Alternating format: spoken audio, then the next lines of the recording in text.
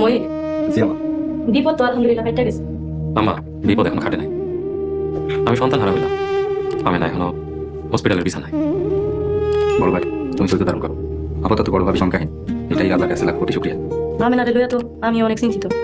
তারপর আল্লাহর দরবারে শুকরিয়া জানাই, এত কিছু হওয়ার পরেও আমি না এখনো সুস্থ আছে। বাবা তুই শান্ত হ। মিম তোমরা তো আসোই, তোমার শ্বশুর বাড়িতে একলা, আমি আর শাহানা চইলা যাই। আর রাইতে কি হয় না হয় কষ্ট করে একটু ফোন দিয়ে আমাকে জানাইও। বাবা সালাউদ্দিন চিন্তা করিস না, আল্লাহ ভরসা, আমরা এখন গেলাম। আচ্ছা ঠিক আছে আম্মা যান, দোয়া করেন। কি আমার শাহানা চল। আমি একটু বোকাতে গেলাম।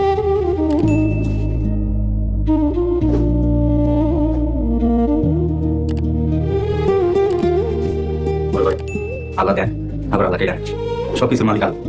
আল্লাহ পাকে ইচ্ছাকে আমাদের মেনে নেওয়া উচিত। মই সব দুঃখ কষ্ট কি সব আমার জন্য? আমি কি কোনোদিন সুখের মুখ দেখো না? বড় ভাই অবশ্যই দেখবা, তুমি একটু ধৈর্য থাক, আল্লাহ পাক ধৈর্য শিখে পছন্দ করে। আসসালামু আলাইকুম প্রিয় দর্শক, আজকের পর্বের আসল ঘটনাটা ঘুরে দাঁড়িয়েছে সালাউদ্দিনের অপমান, একাকিত্ব আর পরিবারের সম্পত্তি নিয়ে তৈরি হওয়া দ্বন্দ্বকে কেন্দ্র করে। শুরু থেকেই দেখা যায় সালাউদ্দিন ও আমেনাকে পরিবারের সবাই ধীরে ধীরে দূরে সরিয়ে দিচ্ছে। যদিও তাদের বিরুদ্ধে বড় কোনো অপরাধের প্রমাণ নেই, তবুও বাড়ির বড়দের সিদ্ধান্তে তারা যেন পরিবারের বাইরের মানুষ হয়ে পড়েছে। ঘটনার মোড় ঘুরে যায় যখন ছোট বউ মিম কৌশলে সালাউদ্দিন ও আমেনাকে খাবারের টেবিলে নিয়ে আসে। সে চেয়েছিল পরিবার আবার একসাথে বসুক, কিন্তু তার এই উদ্যোগ উল্টো বড় ঝড়ের সৃষ্টি করে। সালাউদ্দিনকে সবার সামনে অপমান করা হয়, এমনকি তাকে জানিয়ে দেওয়া হয় যে এই বাড়িতে তার কোনো মূল্য নেই। নিজের বাবার মুখে এমন কথা শুনে সালাউদ্দিন ভেতরে ভেতরে ভেঙে পড়ে। অন্যদিকে আমেনাও স্বামীর এই অপমান মেনে নিতে পারে না। সে বারবার সালাউদ্দিনকে বলে আলাদা হয়ে নতুন জীবন শুরু করতে, কিন্তু বেকার সালাউদ্দিন বাস্তবতার কাছে অসহায়। একদিকে স্ত্রীর কষ্ট, অন্যদিকে বাবার বাড়ি ছেড়ে যাওয়ার অক্ষমতা তাকে মানসিকভাবে বিপর্যস্ত করে তোলে। এই মানসিক চাপের সবচেয়ে ভয়াবহ পরিণতি দেখা যায় আমেনার জীবনে।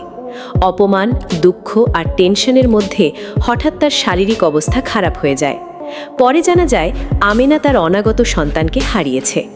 এই সংবাদে পুরো পরিবার স্তব্ধ হয়ে গেলেও সবচেয়ে বেশি ভেঙে পড়ে সালাউদ্দিন, কারণ সে মনে করে পরিবারের অবহেলা ও অপমানই এই দুর্ঘটনার অন্যতম কারণ।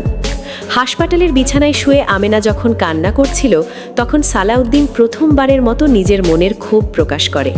সে স্পষ্ট জানিয়ে দেয় যারা তাদেরকে আপন মনে করে না তাদের সাথে সম্পর্ক রাখারও কোনো প্রয়োজন নেই। এতদিন যে ছেলে বাবার কথাকে শেষ কথা মনে করত, সেই সালাউদ্দিন এবার নিজের সম্মান ও স্ত্রীর মর্যাদার জন্য আলাদা পথ বেছে নেওয়ার সিদ্ধান্ত নিতে শুরু করে। এদিকে পরিবারের ভেতরে আরেকটি বড় রহস্য সামনে আসে। সম্পত্তি ও সোনার মূর্তি নিয়ে গোপন আলোচনা শুরু হয়। কিছু মানুষ মনে করছে পরিবারের সব ঝামেলার পেছনে মূল কারণ আসলে সম্পত্তির লোভ।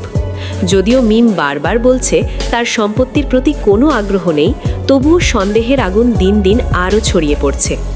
সবশেষে সবচেয়ে গুরুত্বপূর্ণ ঘটনা ঘটে যখন সালাউদ্দিন হাসপাতালের বিল নিজের চেষ্টায় পরিশোধ করে। এতে সবাই অবাক হয়ে যায়। যে ছেলেকে এতদিন অযোগ্য বলা হয়েছে, সেই ছেলেই কঠিন সময়ে নিজের দায়িত্ব পালন করেছে। কিন্তু তবুও তার বাবা তাকে পুরোপুরি গ্রহণ করতে রাজি নন, বরং আবারও নানা শর্ত আর অপমানের মুখোমুখি হতে হয় তাকে। এখন দেখার বিষয়, সালাউদ্দিন কি সত্যি পরিবার ছেড়ে নিজের নতুন জীবন শুরু করবে? আমেনা কি আবার স্বাভাবিক জীবনে ফিরতে পারবে? আর সম্পত্তিকে ঘিরে যে গোপন রহস্য তৈরি হয়েছে, সেটাই কি আগামী দিনের সবচেয়ে বড় সংঘাতের কারণ হবে? ভিডিওটি ভালো লাগলে অবশ্যই লাইক, কমেন্ট ও সাবস্ক্রাইব করবেন। আল্লাহ হাফেজ।